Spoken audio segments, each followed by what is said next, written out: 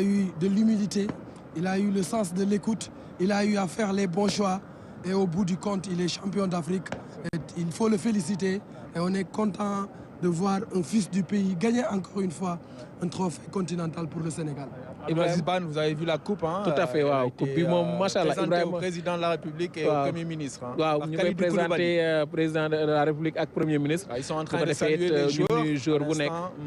Tout à fait permettre tey jii Sénégalais yi kenn ku ne nga gis trophée bi nga xam ni Ibrahima yaa voyagé ak Lions yi yombul woon Sénégal ñëw yëkkati li nga xam ne moo di trophée ci kanamu équipe bu Maroc boo xam ni ñu woon ci coupe bi. Ouais, match bu jafe woon la puisque li xew ci match bi moom moo bëri. À 48 heures gis ngeen accueil bi gis ngeen problème mu terrain d'entraînement bi gis ngeen le jour du match même les intendants sénégalais bu ñu ñëwee avant le match dañ leen interdire ne leen doo leen dugg ce qui est incroyable mu am ay sabotage yoo xam ni amoon na supporters yi assez menaçant fees stade bi gis ngeen lu ñu def Edouard Mendy avec ses serviettes yi mu tegoon derrière les buts. Diri Yehvan Diouf, lui c'est un héros. C'est quelqu'un à féliciter. Absolument. Il s'est sacrifié pour l'équipe du Sénégal. Il a pris des risques. Gars yi mënoon nañ ko fa gaañ. Loolu day wane ni équipe bu Sénégal bi am na solidarité. Mu am aussi ay faits de jeu yu am avant Krépin Diatta qui tombe malade subitement avant l'échauffement. Matar Sarr aussi. Pape Matar Sarr qui tombe en syncope à la mi-temps.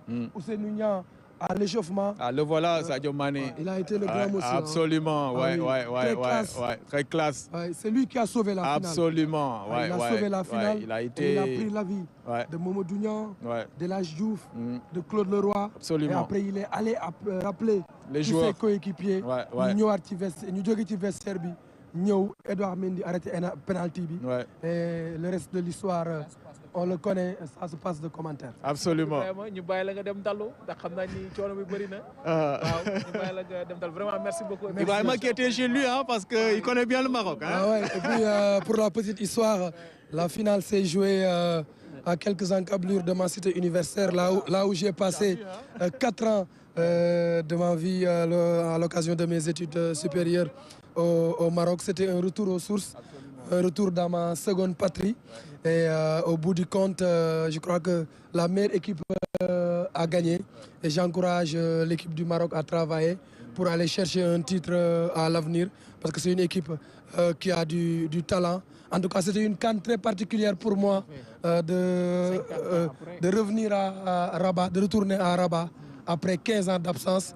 Et ce n'était que du bonheur du début à la fin di sant yàlla bi nga xamee ni Sénégal jël na ndam li à Rabat en terre marocaine. Merci beaucoup. Merci beaucoup. Félicitations encore et félicitations à toute l'équipe de la RTS qui était sur place. Voilà, donc les joueurs ñu ngi ñëw solo. Absolument. Joueur bu nekk nga ñëw saafonte ak président saafonte ak premier ministre.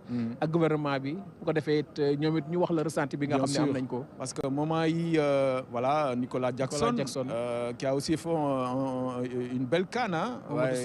Franchement Mamadou Seck aussi.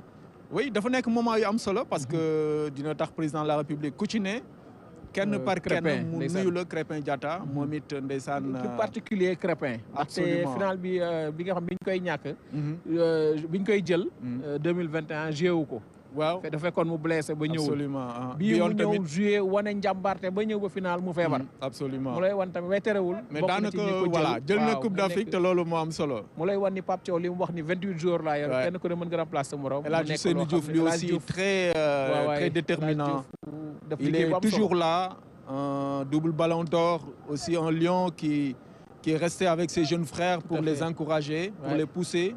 Ibrahima a raconté tout à l'heure l'histoire avec Sadio, il a staff médical bi encouragé, oui, le staff médical, oui. Tony Silva, l'entraîneur gardien. Ouais.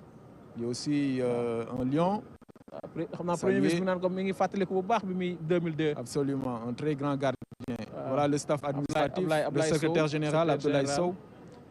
ñëw vraiment mu nekk taxawaay boo xam ni bu am solo la ñoom tamit daf liggéey bu am solo franchement avec le président de la fédération aussi. Tout à fait.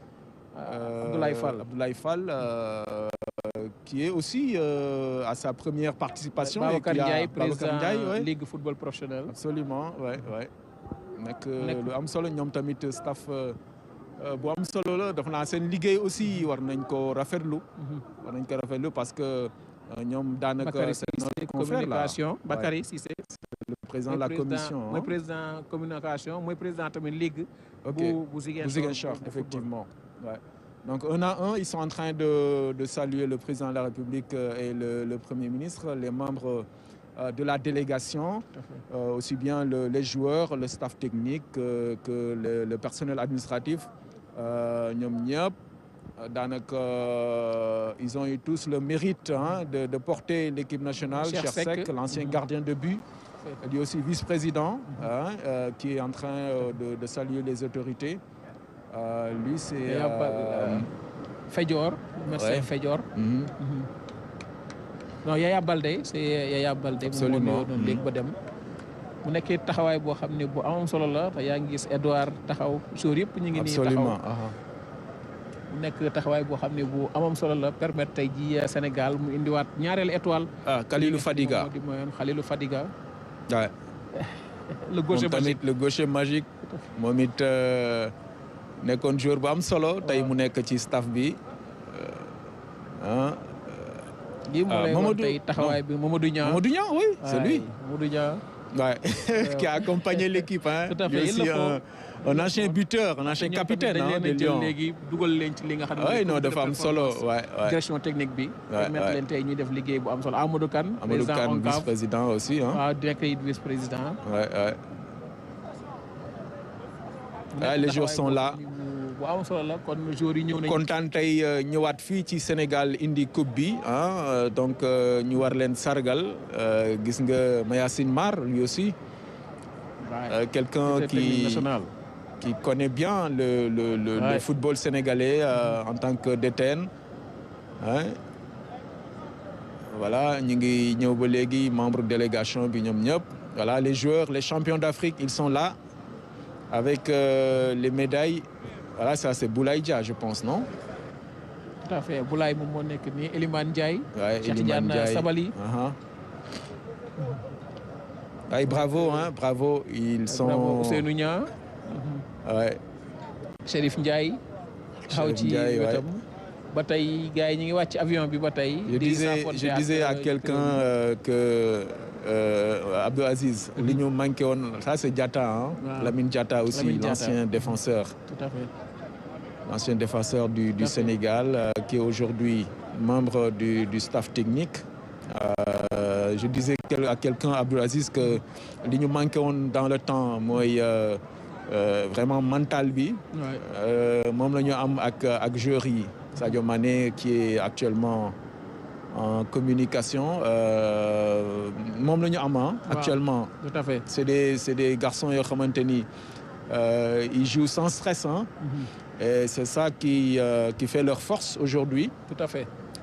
C'est des jeunes qui sont déterminés et qui n'ont peur de rien, qui peuvent rivaliser avec pratiquement toutes les stars du football au niveau mondial parce que ils jouent dans de grands clubs et ça, c'est ça qui fait aujourd'hui la force de cette équipe qui a gagné, qui a décroché cette Coupe d'Afrique chez le pays organisateur.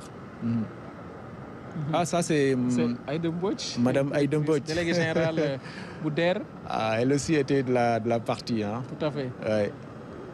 Comme pour dire qu'il y a eu beaucoup d'autorités qui se sont déplacées. Et franchement, des Sénégalais de tous bords, hein, ils se sont déplacés en masse au Maroc pour accompagner l'équipe. Et il faut saluer cet élan-là de solidarité et vraiment d'accompagnement de l'équipe. Tout le monde s'est mobilisé derrière les Gaïndés pour les pousser à la victoire finale et c'est ce qui est arrivé. ñu war ko rafetlu Abdou Aziz. Tout à fait mu ngi koy rafetlu bu baax te li ma jaaxal sànq bi ñuy commencé Omar yaa ngi gis ni fii bëriwul woon nit. mais naka la Gaïndé yi wàcc rek fi ni moom kenn mënatul téye sa morom. absolument ñëpp ñëw tey bëgg a saafoonteeg ñoom kenn ku ne yaa ngi yëkkati sa appareil. xam nga nag ñoom ñëpp dañu bëgg a immortaliser moment yi parce que dafa nekk lu am solo. loo xam ni fekke woon naa Gaïndé yi ba ñuy ñëw indi ñaareelu trophée bi nga xam ni moom la